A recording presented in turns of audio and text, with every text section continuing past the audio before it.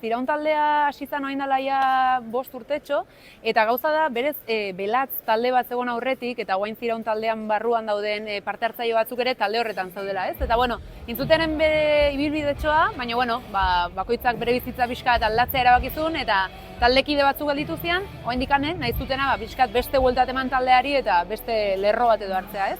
Eta hola sortu zen Ziraun, orain dela urtetxo batzuk. Eta, egia da, nik Jaione kantante bezala, abeslari bezala, orain dela kasi urtetxo bat edo sartu nintzala, horren aurretik Nerea zegoen abesten, eta gitarristaldetik ere Oier Berri izango litzateke, eta Ibon egon zen bere momentuan, EP hori argitaratu zutenean, argitik izeneko diskoa. Eta, egon zian, urtetxo batzuk, hori giratzen, egia esan leku askotan, Euskal Herri mailan ere leku askotan moitu izan zian. Eta oso pozik, ez? Eta, azkenean Nerea eta Ibone beste bide bat hartu zuten, eta horregatik aurten bai ni eta bai Oier sartu geha. Eta, super gustoa gaudez, gabiltza kontzertu pilo bat egiten, egon ginen Zeit Festen, egon genuen aukeran jotzeko, egon ginen Bertigo Rocken ere, egon geha, herriko festa batzutan ere, Gernikan, zeguk Gernikatik gatoz, ni Gipuzkoarra notatzen zaiten bezala, baina Gernikatik gatoz.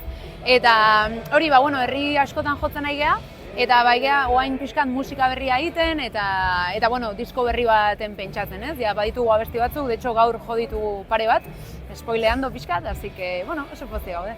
Bai, nik uste nahiko desberdinak alde batetik gehala, baina baditugula puntu komun batzuk, ez? Eta nik esango nuke, gu rock talde bat geha, eta sonoridade aldetik edo asko gustatzen zaigu Lier taldea adibidez, Sua taldea ere asko gustatzen zaigu, eta nik uste pixkat oie biak alko ziala izan, hola laburbilduz, ez antzekoa, baina pixkat inspiratza gaituztenak, ez? Así que, pozik.